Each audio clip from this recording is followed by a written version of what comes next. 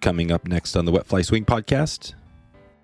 And the bluegills are just kind of going about their regular business, no big deal. And then all of a sudden, something rings a bell. And the bluegills get all tense. And they're like, oh, crap, Mom's going to eat now. I hope it's not me. And the whole demeanor of the surrounding area changes. And all of a sudden, that fish goes from, I don't know, looking like it was asleep to, I'm going to eat something now. That was Bill Sherer taking us into musky country, connecting to one of our favorite predators today on the Wet Fly Swing Fly Fishing Show. Welcome to the Wet Fly Swing Fly Fishing Show, where you discover tips, tricks, and tools from the leading names in fly fishing today. Hey, how you doing today? Thank you for stopping by the show. If you get a chance, would love it if you could stop in on your social media app, and maybe that's Facebook or Instagram, whatever it is. Check in with me there and check out. Just say hey. Let me know where you are on the social web. Angler's Coffee roasts full range of coffees with one goal in mind: delivering excellent coffee to every single angler. With a blend for every taste, a dry dropper on the go tea bag option, and the roast sampler, Joe has you covered. Head over to wetflyswing.com/anglers to support a sustainable company with unsurpassed taste.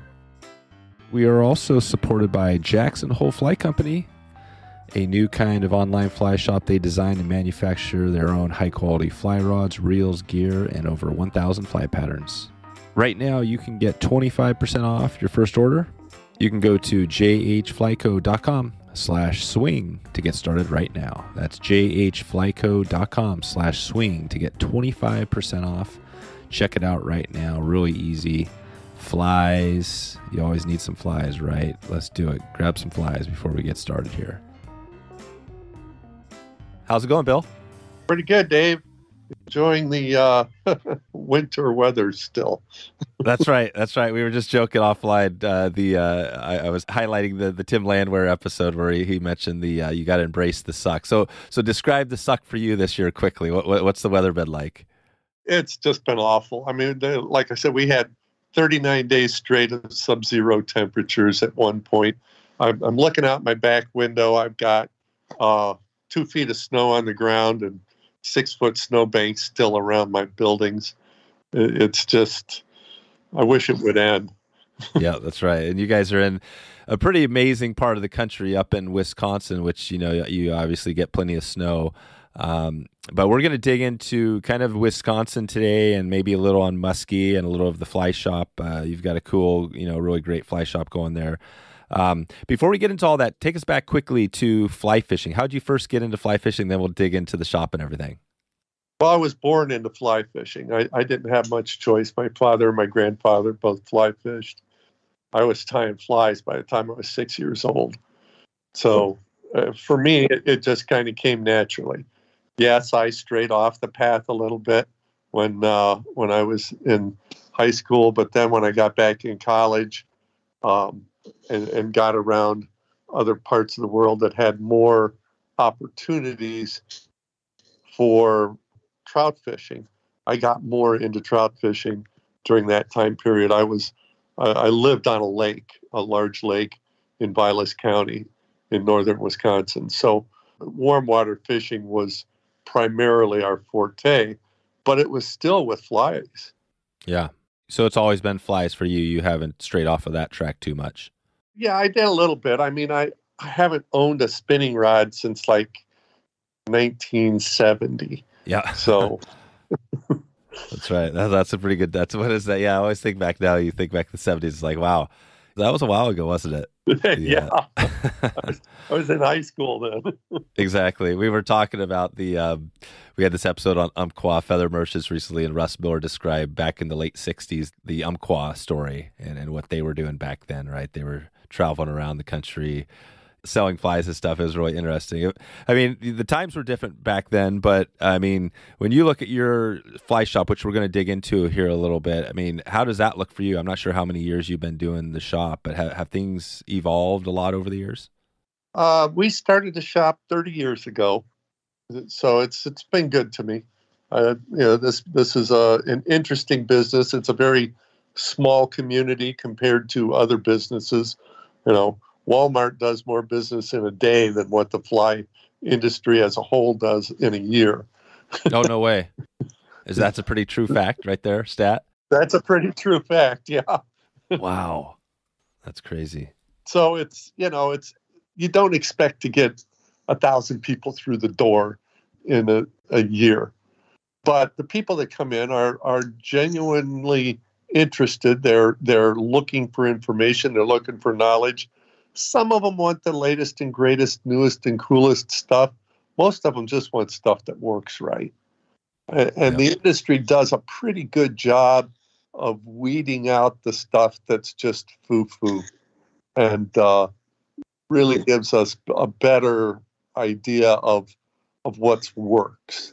Now, there's different brands, and everybody has their own feelings on brands, but that's always going to be a thing of brand loyalty. But as far as what goes on with the gear, that's other than technological advancement, better graphites, better monofilaments, and so on. Flies are really about it. And even those, you look at the latest fly that's the rage on YouTube or whatever, and a year later, it's gone. And when you look at I'm really kind of an old schooler, or I guess I've become an old schooler just out of longevity. It's the older, more consistent patterns that, why are woolly buggers still so popular after 60 years? Well, because they work. Exactly. They're simple and they work. That's right. Yeah, that is cool. Well, I'm glad you went on to the flies because your fly shop, We Tie It, kind of has that in the name. And I want to dig into some flies. Maybe we're going to talk a little about, just general Wisconsin and maybe some flies and that. But bring us back. So 30 years ago, you start this fly shop kind of in the early 90s, somewhere in there. How did that come to be? Why a fly shop? Well, I was always in fly fishing. When I was a kid, I sold flies to the local sporting goods store. And I didn't have a real teacher. I had Herder's catalog and my grandpa. And Grandpa tied warm water flies. He didn't fly fish for trout. I'm not sure he ever fly fished for trout. But we had 3 trout streams that flowed into the lake that we run. So it was not that difficult to canoe up far enough to find some brook trout somewhere. So that was the first trout I ever caught was a brook trout. Still been in love with them ever since. I think I caught the first one when I was about 8 or 9 years old. Yep. So basically, you like you said, you've been doing it since you were 6, and the fly shop was probably just a natural. Was it always? Did you always think of it as kind of like even as a kid thinking, "Oh man, I would love to have a fly shop," or was there some time when it just popped in and there was this opportunity? No, it was an opportunity thing. I never grew up thinking that I was going to be a fishing guide or own a fly shop or anything like that. My parents owned a boys and girls summer camp. I grew up on a summer camp. So, there was always a million things that had to be done to keep the place up and running. And my fishing opportunities were early in the morning or in the evening after all my chores were done. So, but I was an entrepreneur. My grandpa set me up in the worm business so I could sell worms to the campers. And nice. We had a 22 range. I would actually dig the 22 slugs out of the sandbank and flatten them down. They come out about the size of a nickel. And you could fold those over. And I sold those to the campers for sinkers. Wow. There you go. So you were always doing it. Yeah, I was always doing it. But I became an engineer, worked for GM for a little while, and then International, and I got into the school bus business. And I was chief of maintenance of a large school bus company for about 20 years. And that the stress of that started to really hurt me physically and mentally. And my doctor told me I had to get out of there. And at about the same time that I had my time in, the company got sold. And, it was a perfect opportunity for me to do something that I wanted to do rather than do something that rewarding, making sure every kid in the neighborhood was safe. It was still, very stressful job. So getting out of that stress and getting into something like a fly shop was just kind of a natural flow for me. I was very involved with Trout Unlimited and with the FFF, so it was like a next step for me. Yeah, I had no retail experience, so that was a little difficult to try to work my way through that. But I've owned a shop for 30 years, so I must have been doing something right along the way. exactly. That's right. Yeah, you jumped in somewhere around the river runs through it kind of craziness, right, back in the 90s. Just before the river runs through it thing, we got in, and that was actually a really big boost for business when that came about. My first shop, the first place that I was located in town here, was right on Main Street, and I was being forced into being more of a gift shop than a flock shop. And I really didn't want to be a gift shop, but people came in and insisted on having all this gifty stuff that was associated with fly fishing. And after about 12 years, we sold that building, built a new building out on the edge of town where we had a little bit more autonomy, less foot traffic, but more of the fly fishing people that we really wanted to serve. So it was a good move for us. Yep. Yeah, I've heard that before from other fly shop owners, that even though it takes a little bit more time to get out of town, you're better off because you lose the just the people that aren't really the hardcore fly fishing folks, right? And you kind of get those people back. But no, this is good. So, well, let's dig into a little bit here now that we have a little background on your history. We might touch back on some of this. I was kind of interested. You mentioned the school bus. Just quickly before we jump into a little more on some of the year in Wisconsin, what was the school? Was this Bluebird or what was the company? No, it was a private company. Oh, okay. Yeah, I was thinking we had, remember back, this was probably 30, 40 years ago myself. My dad was a guide and he took on the owner of one of the big, I think it was from Carolina. I think it was the North Carolina school bus company, one of the big companies that owned, I can't remember. It wasn't Bluebird. It was the other one, the manufacturer of the actual school let's bus. see. Thomas was a big one. Yeah, it was Thomason. We had a lot of Thomas buses. Those were really good units. Yeah, that was a good bus. Yeah, he was. I'm not sure where he's at, but that's my connection to the school bus industry. But so let's take it to Wisconsin just quickly. I want to do a little year in review. So, if we're thinking May-ish, mid-May in that period, what are you like? Because you do some guiding there. What are you focusing on? What are you getting excited about fishing in that period? Well, I'm in the northern part of the state, the far northern part of the state, at the highest elevation roughly in the state. So what happens south of me, I live on the top of a big plateau. It's called the Northwoods of Wisconsin, or you've heard the Northern Highlands. Mm-hmm. And I'm at the very top of that plateau. So our weather, I'm only 45 miles from Lake Superior. So our weather is much more affected by Lake Superior to our north than it is by anything else. There's like virtually no snow 80 miles south of me, and I got winter still here.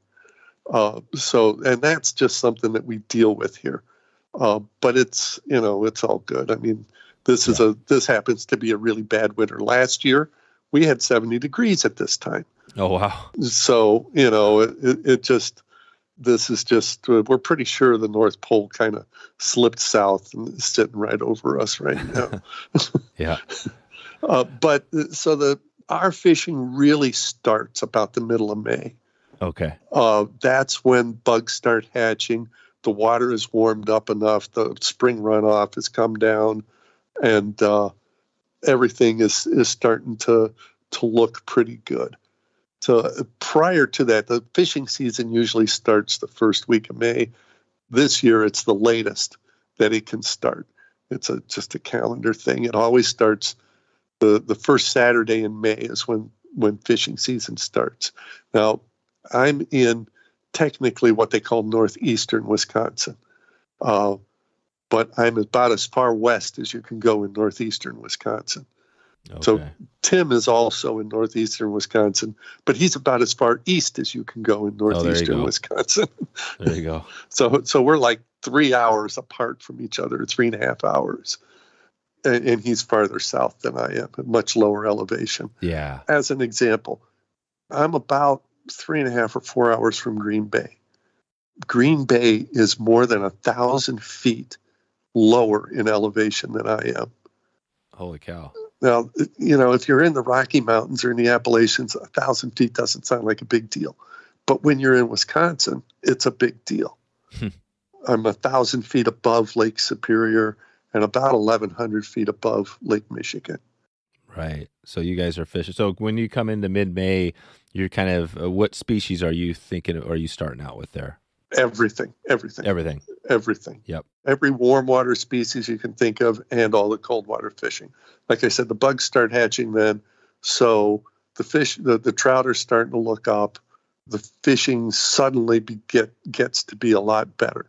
Once we get to those hatch periods, the Hendricksons are going to be our first major hatch of the year. And then everything just kind of falls in line right after that. The Mother's Day caddis and sulfurs and brown drakes. And so you kind of get everything going. And then do you also, like in your specific area, since you're higher, does the, midsummer, does it still get too hot, or is that still prime time for fishing, like August, all that?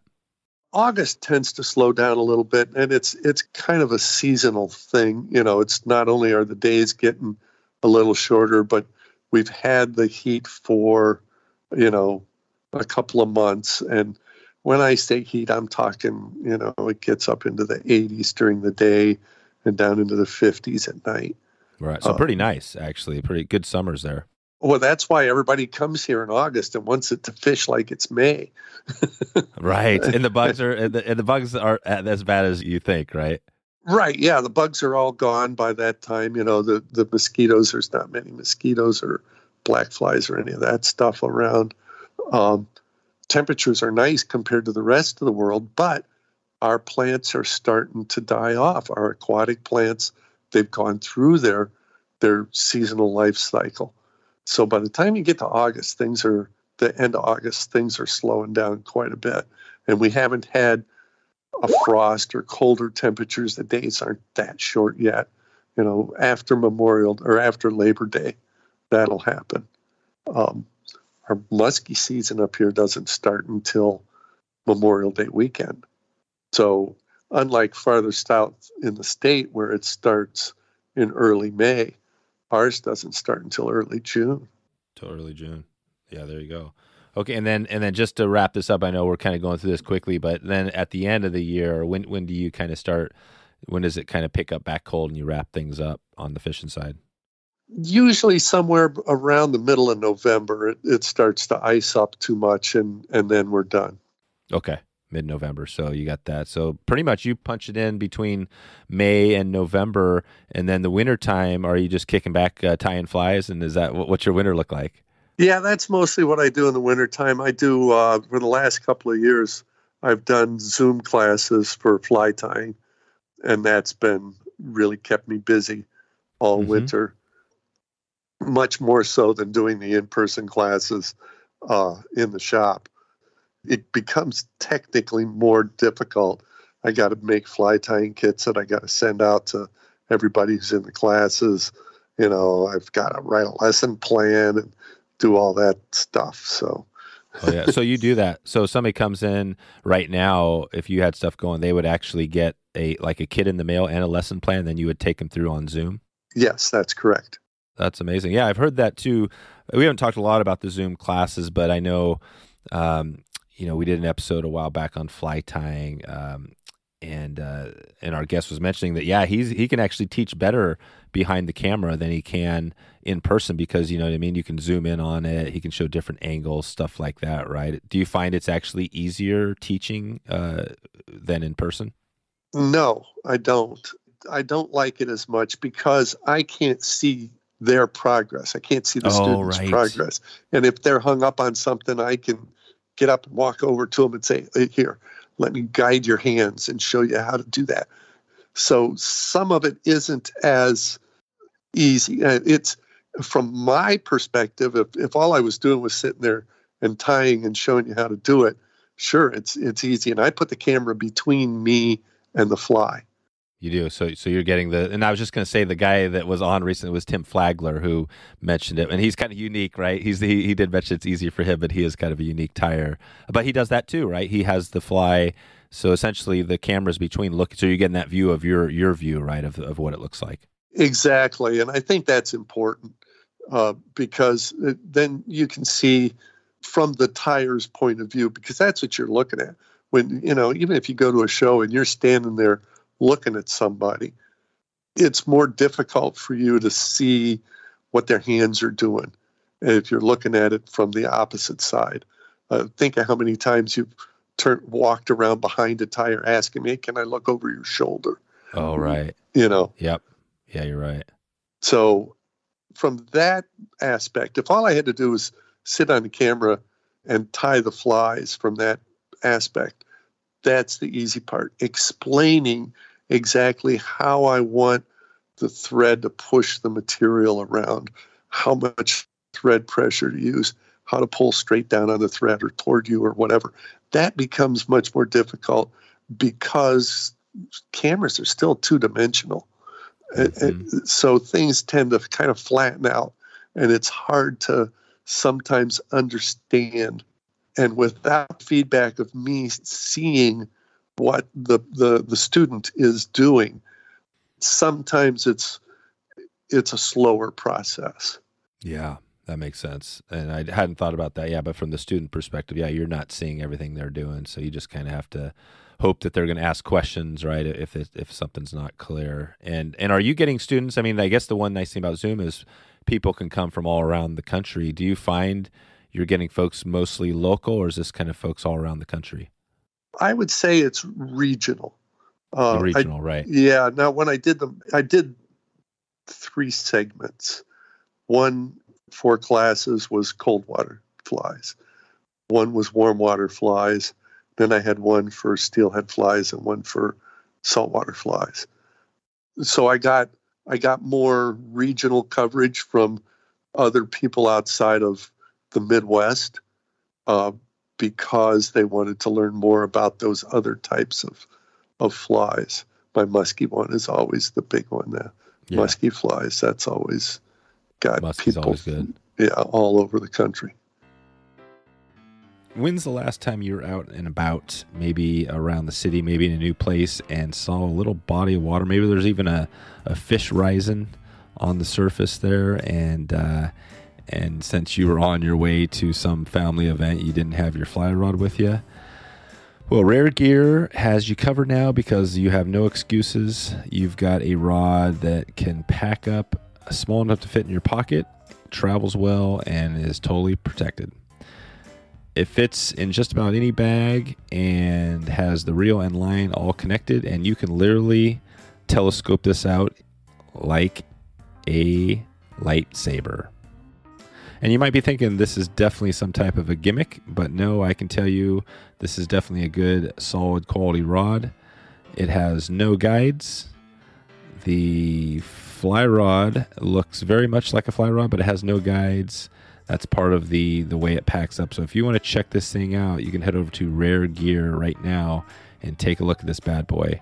Derek has a few good videos over there. You can see how it works, and you can just get started right now. Right now, that's reyrgear.com, R-E-Y-R gear.com.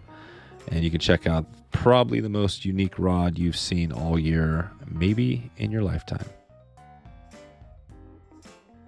And I wanted to talk about that today. Maybe we could just start that off. And so species-wise, before we jump into musky, just give me a rundown. So we're talking brook trout. What are the species you fish for throughout the year? In our streams, brook trout is king, but we also have brown trout. Not as big a population, but very big fish. Mm-hmm. And then we're close enough to the Lake Superior, so we get the salmon and the steelhead. Okay. And so with steelhead, then we get baby rainbow trout in some streams to our north here in the UP. Oh, okay. And I'm only 5 miles from the UP, so Gotcha. that's local water as far as we're concerned. And then, of course, the warm water fish, we've got everything. We don't have carp. We're too far north to have carp, but we do have similar species: red horse sucker, white suckers, black suckers. But then there's the panfish, walleyes, smallmouth and largemouth bass, northern pike, and of course muskies. And Boulder Junction, our claim to fame is we are the musky capital of the world.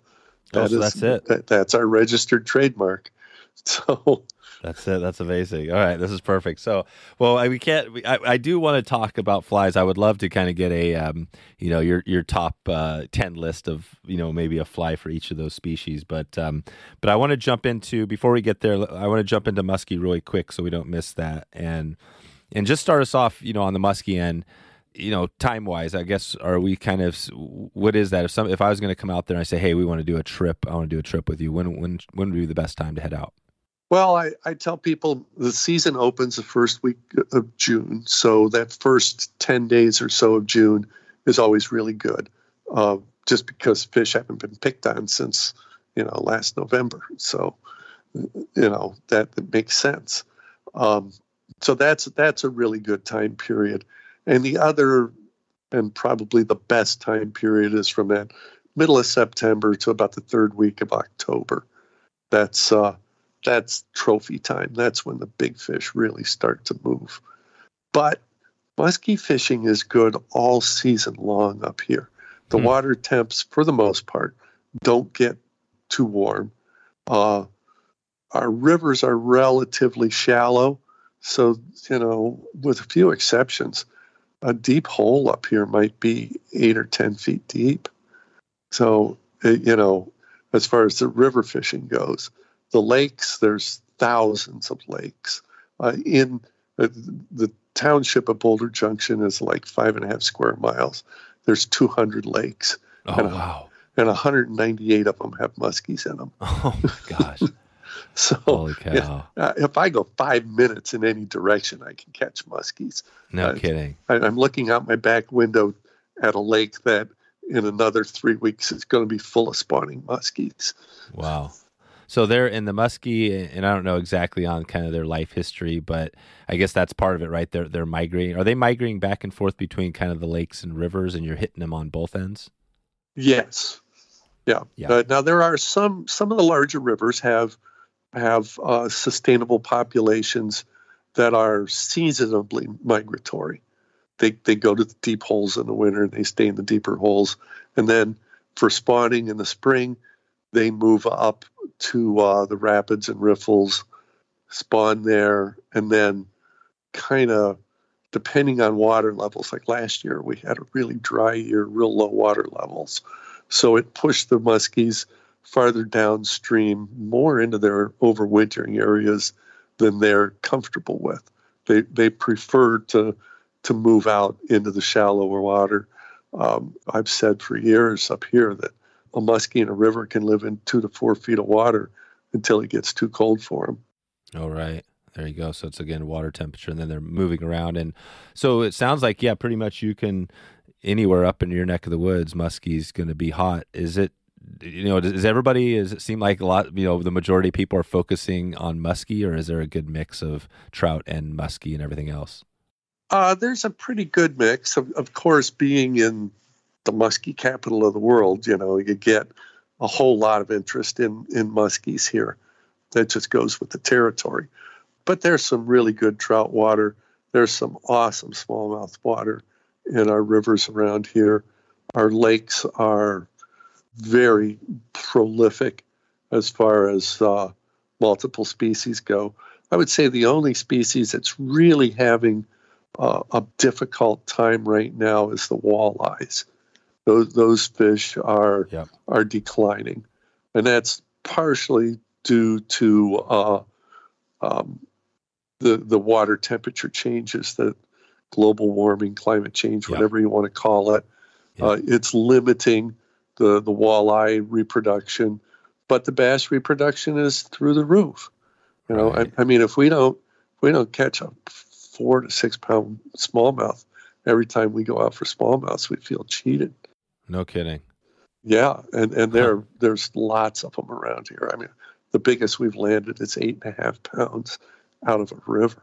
Wow, that's amazing. So, and then muskies, we're talking, obviously, this is a big fish. It's also known as a fish of what? It's the fish of 10,000 casts. Is that still? That's correct. Yeah, I made a video for Cortland. Oh, golly, probably about 25 years ago. It was the first musky fly fishing video ever made, a how-to video. It was about a half hour long. And trying to get people to understand that when you have the core area of so many muskies, it doesn't take 10,000 casts. Oh, it doesn't. No. So you guys don't follow that rule necessarily.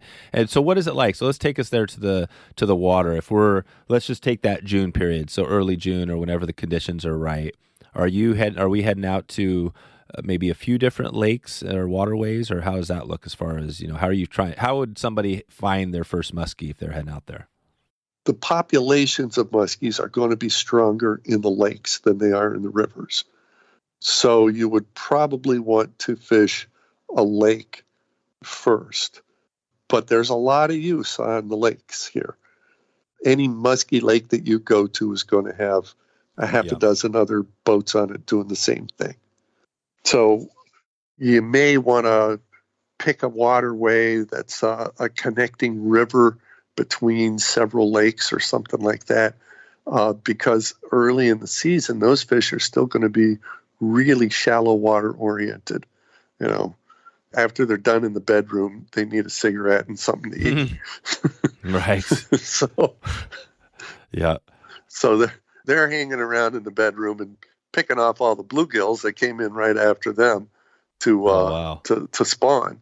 So on any given evening in the shallows on any lake around here, you can see a couple dozen muskies on bluegill beds.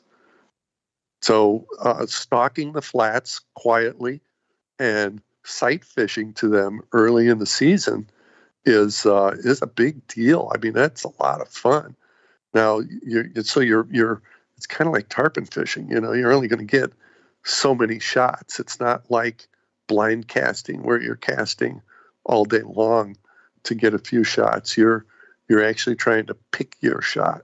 So it's hunting fish. Wow. And that's very appealing to some people, to getting out there and slowly picking your way through these boggy, weedy areas, looking for a fish that's laid up and trying to put a cast on that fish that the fish will recognize as food and attack. And are you fishing, is this pretty much exclusively out of a boat, or are there other ways to do this? You can't weight it. Yeah, there's no ways.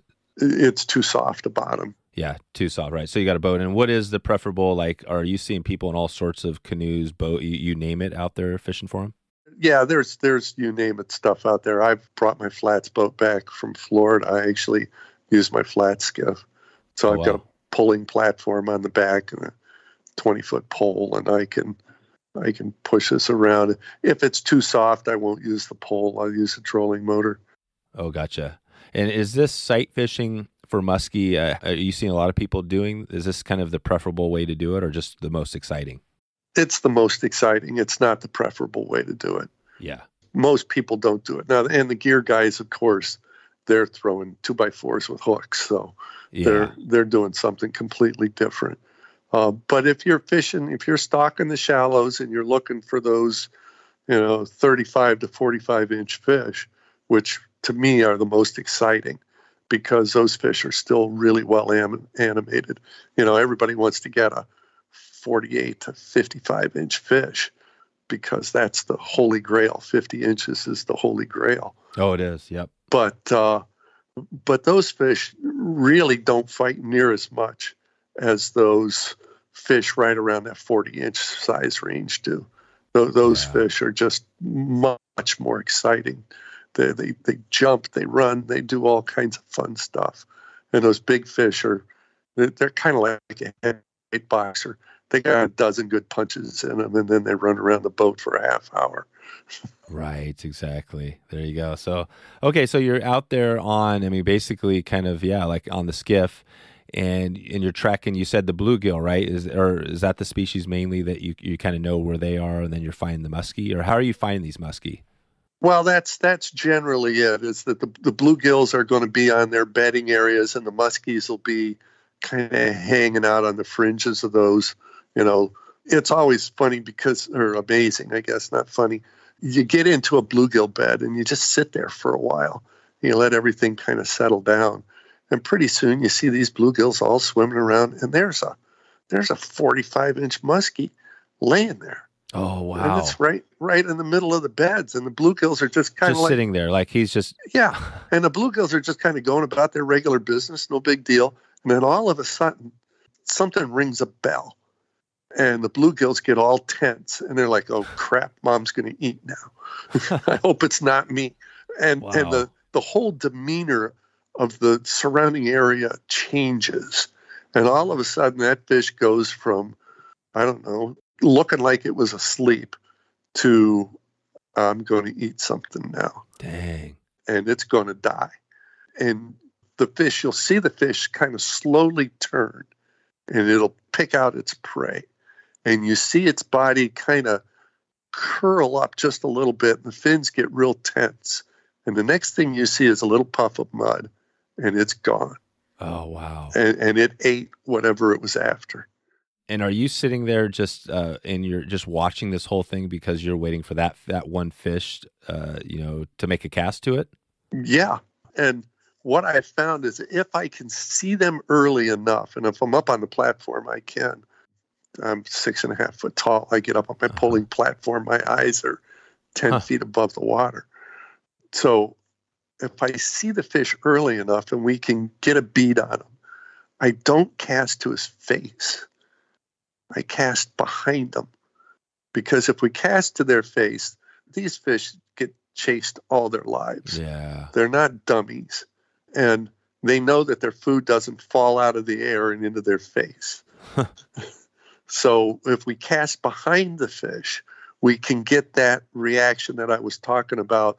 The fish slowly turns, puts eyes on the bait, he tenses up, and you better be ready to set the hook. Oh, wow. Because you won't see the fish coming. They're that fast. I mean, they have a burst speed that's 70 miles an hour. Now, they're a cheetah. They can't keep that up for long distances. Yeah. But I've seen them go 30 feet in the blink of an eye. Wow. Wow. And you're fishing in 2 feet of water, but the water is still a little too cold for them to take a topwater bait. So they're primarily focused on what's under the surface. So you need a fly that hovers above the bottom, so you can't use a sinking line. An intermediate tip line works the best. It's a lot of fun to stalk those fish and to try to beat them at their own game. That's it. So, and you mentioned a couple of things, the flies and the gear. And so on the fly, so what would one fly be? If somebody was going to be trying to do this, what would be one good pattern? Well, you don't want a real big fly for that time of the year, because these fish are eating 5 and 6 inch bluegills. So you need a pattern that kind of looks like a bluegill or kind of like a perch. You don't want it more than 6 inches long. You want it to have a good side to side swimming action, but it has to do it at a fairly slow speed, because you're not ripping the fly through anywhere, and it's got to be fairly weedless. You still have a lot of dead weeds left over from the year before. So you want something that won't just lay on the bottom and catch all the weeds, but it can't float either, because there aren't any surface baits available for the fish yet, surface foods. So you want a fly that rides about a foot down, and to try to keep it in that zone. And of course, muskies are notorious for following, and sometimes they follow you all the way to your toenails, look at it and say, yeah, no thanks. Other times they get all the way to your toenails, right to the edge of the boat, and they go, yep, I gotta have that. Wow. So, Man, that's it. And so these fly, like you said, there's probably a bunch of different types and is there one if somebody wanted to look at something online? And we make a fly called a big green. It doesn't look like a musky fly. It's only about 5 inches long, but it is an absolutely amazing fly at that time of the year. I have more people that buy big greens from me than any other fly that we have. It's got a wire weed guard on it, but it's easy to throw. You could throw it with a 9-weight. You could throw it with an 8-weight, but an 8-weight, some of the 8-weights today are okay. But most of the 8-weights, you might be a little undergunned unless you're in, we've got some lakes around here that we call action lakes. They've got muskies that are a big one, might be 40, 42 inches.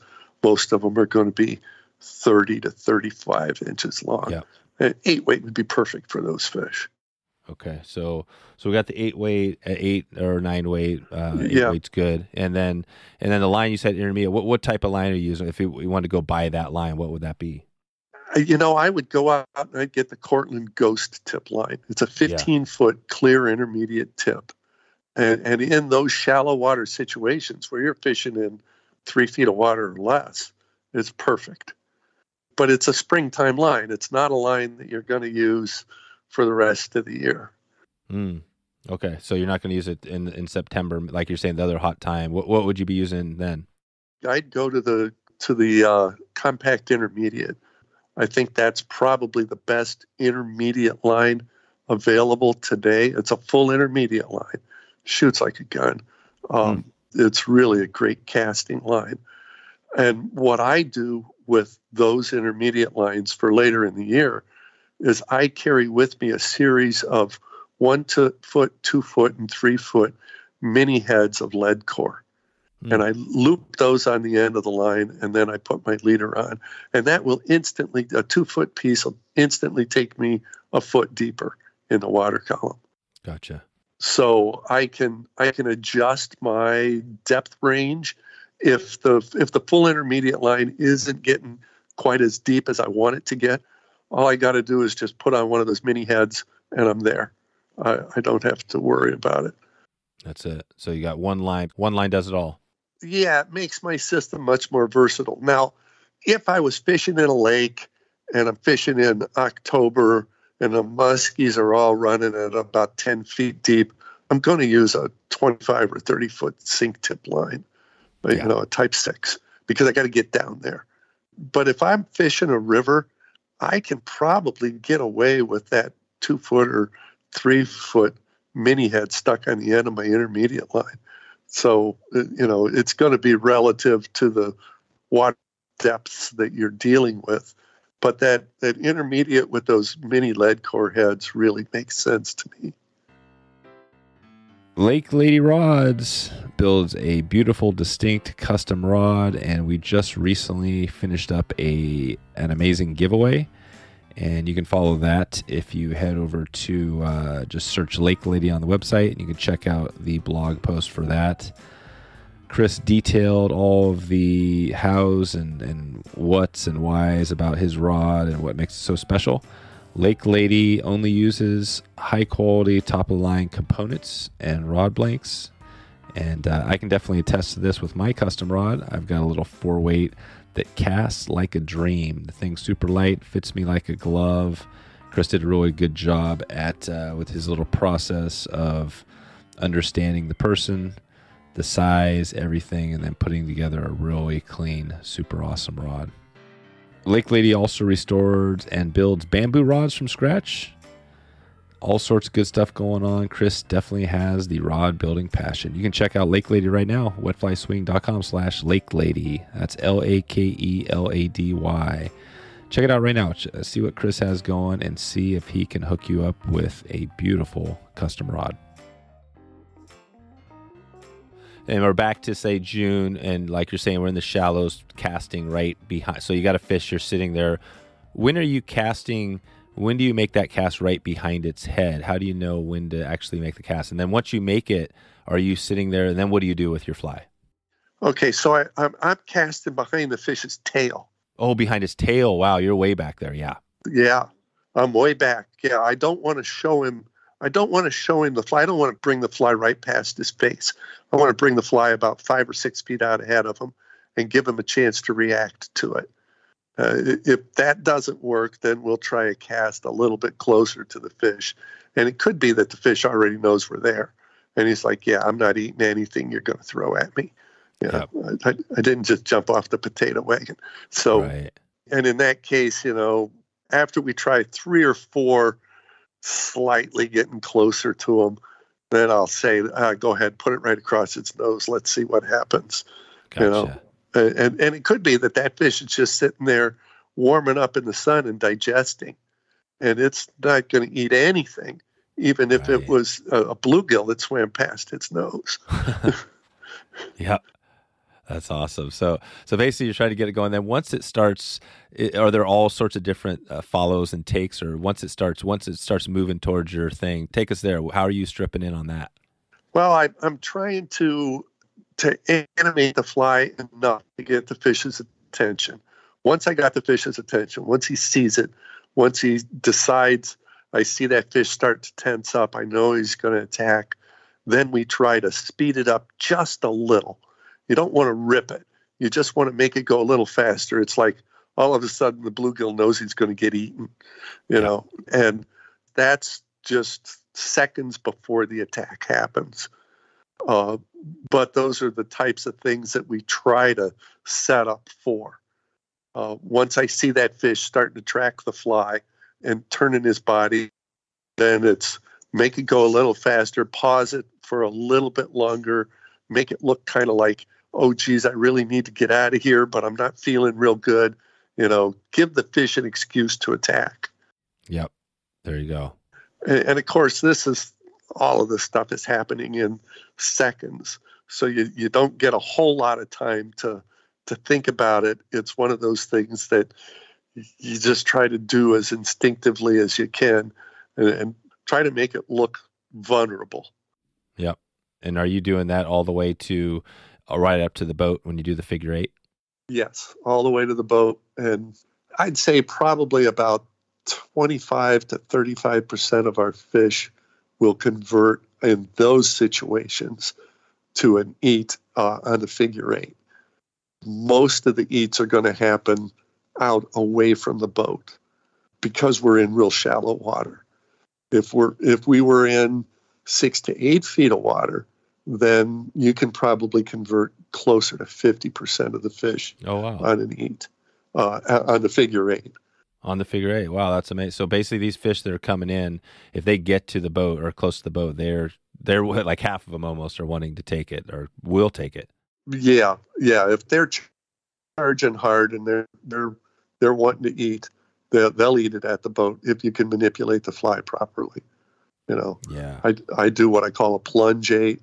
When I'm about 15 feet from the boat and I see the fish coming, I'll get the rod tip a good 2 feet down under the water, take the fish's vision away from the boat and keep him locked on that fly.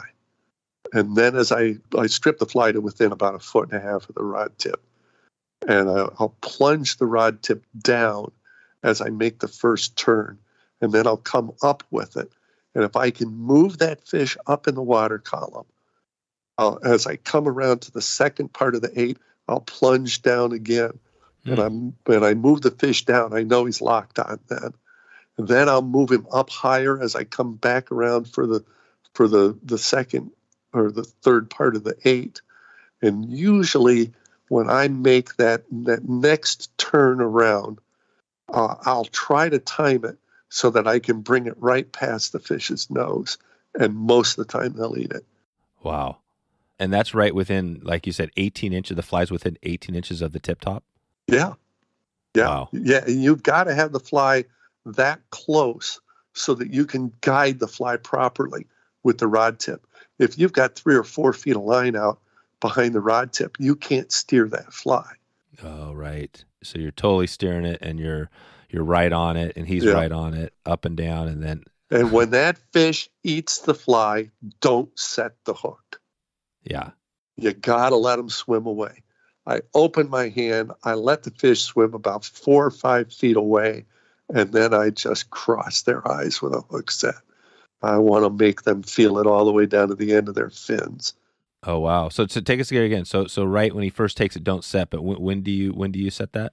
You gotta wait for the fish to turn and swim away from you, so that it takes about 5 or 6 feet of line out. Just let the lines just slide through your hands. Let that fish start moving away from you, and then when you strip set them, you just hammer them, and you can feel it when the hook goes in. You know you got them. Yeah, that's right. Wow, that's pretty amazing. And now the fight is on. I mean, once you have that fight, what's that look like once he's on? Once they're on, once they all of a sudden realize that they're hooked, and that takes a couple of seconds, then they'll usually make a short run, about maybe 20 feet or so. They get out about 20 feet, and then you start really laying the lumber to them. And you've already made a couple of strip sets by then, usually 2, maybe 3 on a really big fish. Don't just keep stripping it.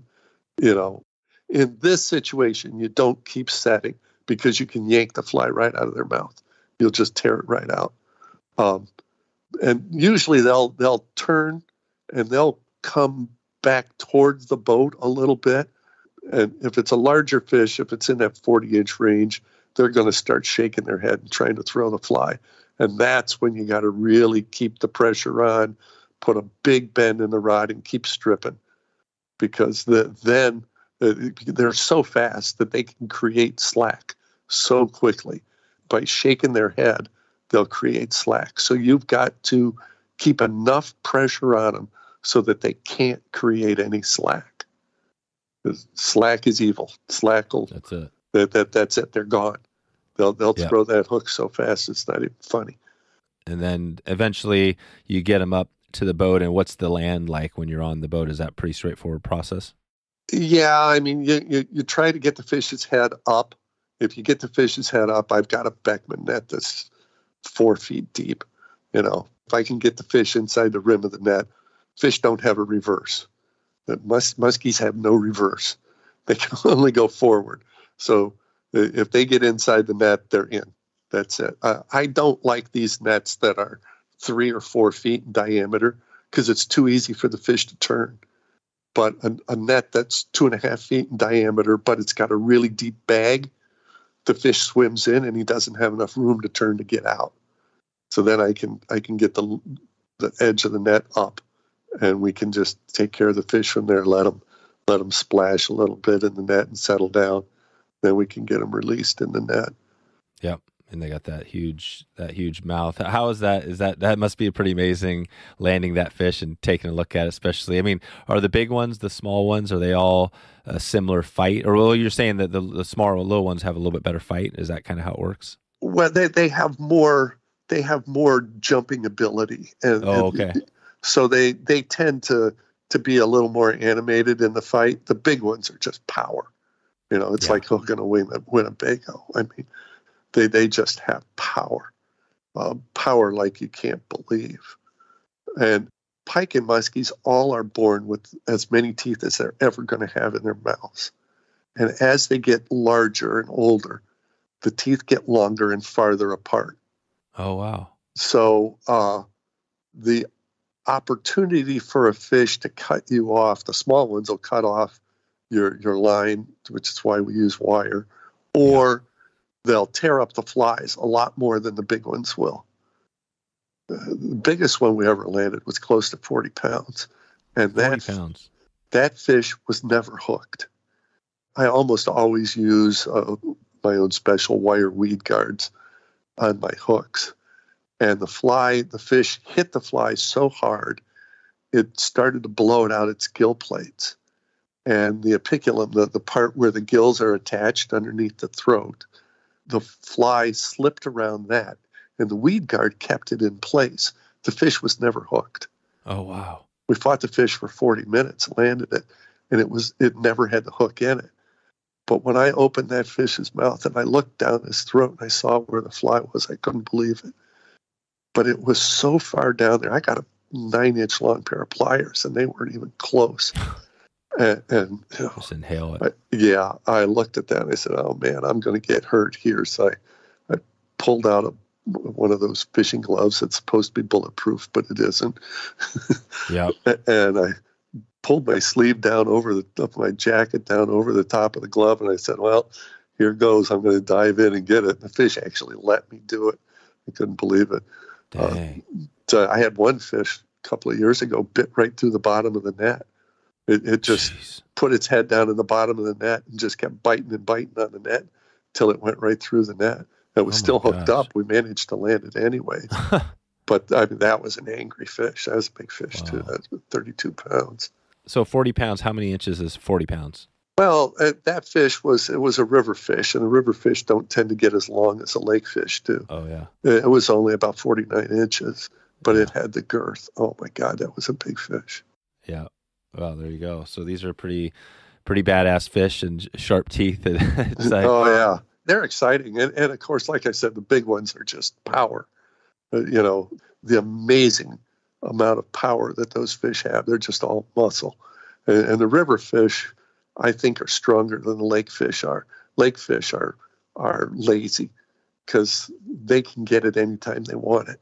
And a river fish doesn't get as much opportunity because the current is working against them all the time. So they're a more muscular fish than the lake fish are. Gotcha. There you go. Nice. Well, we have a pretty good feel for what it's like. I mean, it sounds like you are in like you said, the capital, the musky capital of the world. What is, casting is always a challenge, can be for people. If you're casting a 6-inch fly, trying to get them, pinpointing that. I mean, any tips there on casting? How do you make that, work? Or what do you tell somebody if they're coming out on a trip with you before and during when they're practice? Practice. You got to get proficient at making about a 50-foot cast. Oh, wow, yeah. If you can, for river fishing, a 50-foot cast accurately, and I'm a stickler on accuracy. Within a pie plate. Within a pie plate, yep. Because 3 feet might as well be a mile some days. If you can put that fly in a fish's face, you have a much better opportunity of getting the take. In lake fishing, the casting distances are much longer. We're talking 75, 80 feet. Oh, wow. So this is legit. This is a serious, you got to be on the casting for this. Yeah, and that's because, now, open water lake fishing. I'm not talking about the springtime sight fishing. Okay. The 50, 60-foot cast is probably what you're going to get. Yep. But the open water blind casting in the lakes, the fish require the fly to be in their sights for a certain period of time. Every fish is different. Oh. But the longer you make the cast, the more opportunity you have, because the lake fish are notorious for following. They may follow the fly for 70, 80 feet. I won a tournament one year, and I saw the fish coming from 60 feet away. I followed all the way to the boat, and I really didn't think the fish was an eater until I made the first 8, and it opened its mouth a little bit, and I knew it was going to eat. And then I brought the fly right back in front of its face.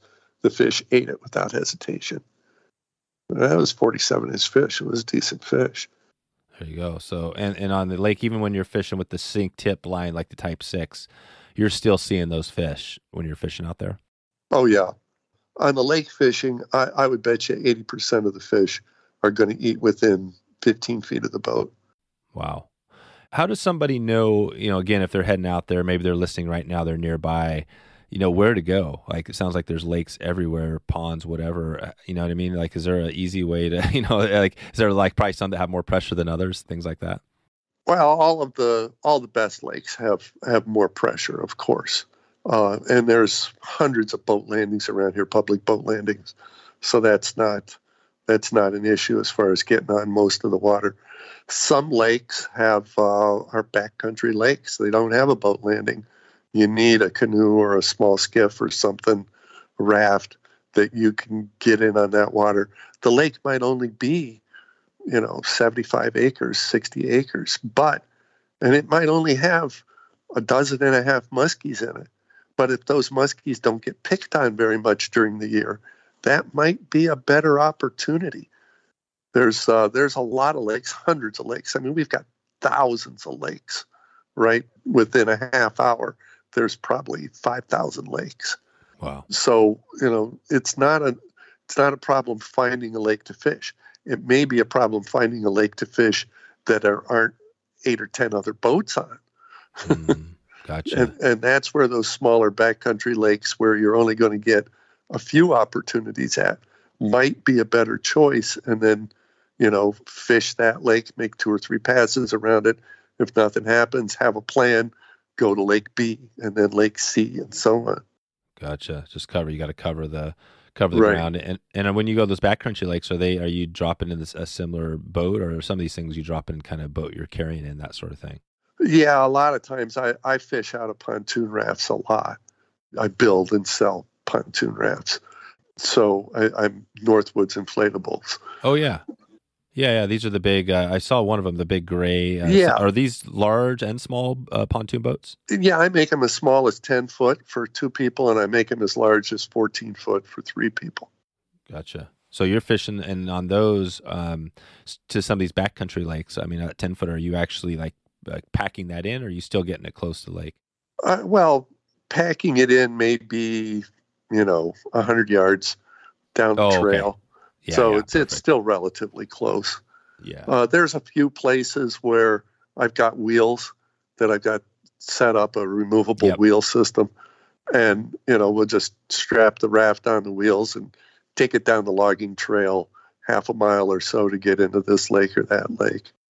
That's right. Nice. So, wow, yeah, this sounds pretty cool. So there's lakes everywhere, and it's literally just exploring, and probably obviously, like always, you talk to your local fly shop. If they had questions, they can connect with you, and you could probably, maybe give them an idea of which of the 5,000 lakes, or maybe, like you said, which ones are less busy than others, something like that. That's right. And the Wisconsin DNR has got a website that is just fantastic. You can go on there, you can dial up whatever lake you want. You look at one on the map and you go, ooh, that's kind of out of the way. I wonder if that's got muskies in it, or what's the access like? Is it public? And you get on the DNR website and it gives you all that information, and it'll tell you the fish populations. Are they abundant? Are they common? Are they present? Those kind of things. Maybe you want to go pike fishing. Well, you can find a lake that doesn't have many muskies or any muskies in it, but it's full of pike. Yep. So, those DNR maps are really great. And then combined with local knowledge can really make a difference in your success rate. Yeah, that's a great tip. And that's the DNR. We'll put a link in the show notes to that so people can grab that resource. And, well, as we take it out of here, I wanted to kind of start this off just with this is our coffee talk segment. We get a few questions from listeners, and the tips, this is kind of just general, but on muskie, you've given us a ton of great tips. But if you had to break down a few just for muskie, somebody heading out there, sometime this coming summer, starting in June, what do you tell somebody, either kind of before or what on the water, anything to help them get maybe their first muskie? Well, persistence pays off. Yes, we still call them the fish at 10,000 casts because they're grizzly bears. There's not as many of them as there are of food sources, because you need a whole herd of elk to feed a grizzly bear. Yep. And what do grizzly bears eat? Anything they want. When do they eat it? Anytime they want to. Can you stop a grizzly bear from eating? No. Can you make a grizzly bear eat? Not very often, but sometimes you can. That's good. Practice casting, get a 10-weight rod. If you're going to fish throughout the entire season, get a 10-weight. It's the most versatile rod out there. Okay. Are there occasions when you might need an 11 or 12-weight? Yeah. Are there occasions when you might need an 8-weight or 9-weight? Yeah. But a 10-weight will do you most of the time. You're going to end up with 3 or 4 different types of line.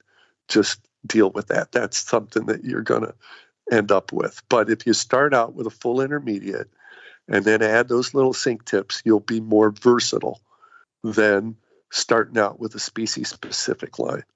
Hardly ever use a floating line. Yep. So don't worry about the floating and the 10-weight. And so you mentioned the 8-weight before. That was more between 8, 9, or 10. Yeah. Yeah, the 8-weight and the 9-weight are more specialty rods. The 10-weight's going to be the most versatile. Perfect. So the 10-weight is good, and then And I was just thinking, as far as the rod itself, if you were to come in there today and pick up a rod, I know, like you mentioned at the start, there's a bunch of different brands, but what would be a rod you'd recommend? If, how do you look at that? How do you choose a rod if you're thinking 10 weight? The more you spend, the better off you are. But that's true? Yeah, I mean, it is what it is. But the Chippewa rods, Tom Shank's Chippewa rods, those are great rods for the money. Okay. I'm a real big believer in one-piece rods because they don't break and they're so smooth to cast. But a lot of people can't transport one-piece rods, so get a two-piece rod. Don't get a four-piece. Four-piece rods are travel rods.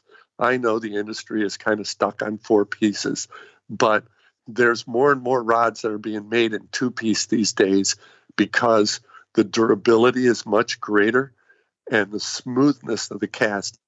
When you're making 300 casts a day, throwing, a wet pair of socks, something that casts smoother and is lighter weight, that's a big deal.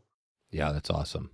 I love that. That is a great tip on the two piece and even the one piece, right? If you had to choose, if you weren't, you would go with one piece first. Yeah, definitely. If you have the ability, the one piece rods are the way to go. There's no question about that.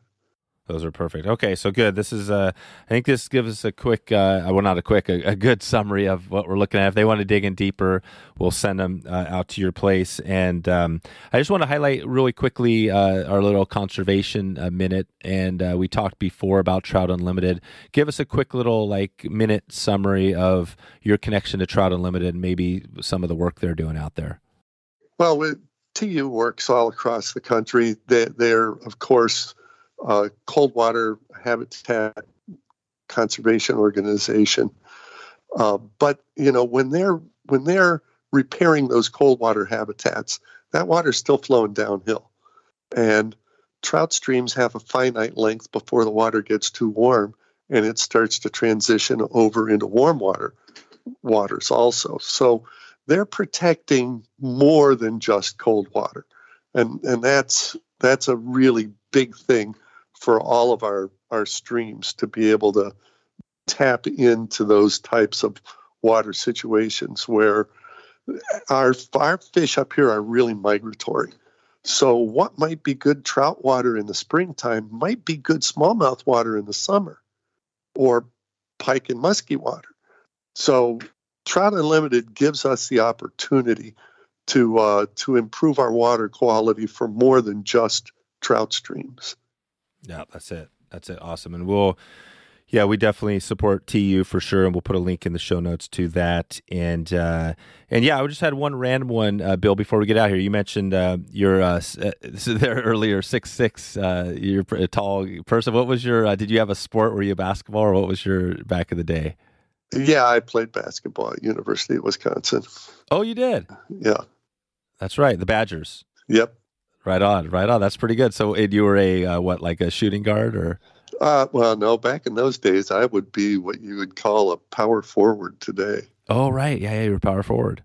There you go. And were you guys pretty good or? Nah. we had two guys that went on to play pros. They were good. They made the rest of us look good. We weren't that good. Were they big name? Were they anybody you know of? Yeah, Carl Pickens. He played for Detroit for 15 years. He was our point guard. He was really good. Uh-huh. And Danny Lure, he didn't play very long, but he became a coach. He just retired from coaching. Oh, okay. Just a couple of years ago. So. Oh, right on. That's cool. Okay, I'll try to dig up a Carl Perkins. Is it Carl Pickens? Pickens, yeah. Yeah, Pickens. Okay, yeah. I'll have to look that up. Nice. All right, Bill. Well, I appreciate you taking the time today and digging into this. And if anybody wants to take this further, we'll send them out to your fly shop or give you a call. Right? Is that the best place to connect with you? Yeah, give me a call. I'm always in the shop on Saturday. I never guide on Saturdays, so I'm always in the shop on Saturday. On Saturday, okay. I'll also put in, we mentioned the flies at the start. I'm going to circle back around with you and maybe get a kind of a top 10 list of fly patterns just for general Wisconsin that we can add into the show notes as well. So I'll circle back around on that. And until we talk again, Bill, appreciate your time today. And looking forward to keeping in touch with you. And maybe we'll see you up there for some musky fishing. Wow, it sounds like a great idea. Thanks for the opportunity. I appreciate it. So there you go. If you want to find the show notes, the links, and check out some bonus action, wetflyswing.com/319. If you type in wetflyswing.com/319, you can get all the bonuses. Where are we heading next? Where are we heading next week? Ooh, I've got a treat for you. Not next week. I got a treat for you in a couple of days. We got some good stuff going here. We've got Madison on, who is going to talk about some really cool stuff they have going, some films they produced with a focus on the female angler, but this really applies to everyone. This was a really fun episode for me, so I hope you get a chance to check this one out. Click over there and listen to Madison, find out how they're changing the world, over there. Before we get out of here, you can head over right now to wetflyswing.com/giveaway. Find out which giveaway we're running, or maybe even easier, just click that follow button on your app of choice, or however you do it, and follow us. Make sure you get updated when that next episode goes live. And I just mentioned which one that is, so I'm going to get out of here. I am going to stop it right now and just say thank you. Looking forward to that next episode, and I hope it comes soon. Thanks for listening to the Wet Fly Swing Fly Fishing Show. For notes and links from this episode, visit wetflyswing.com.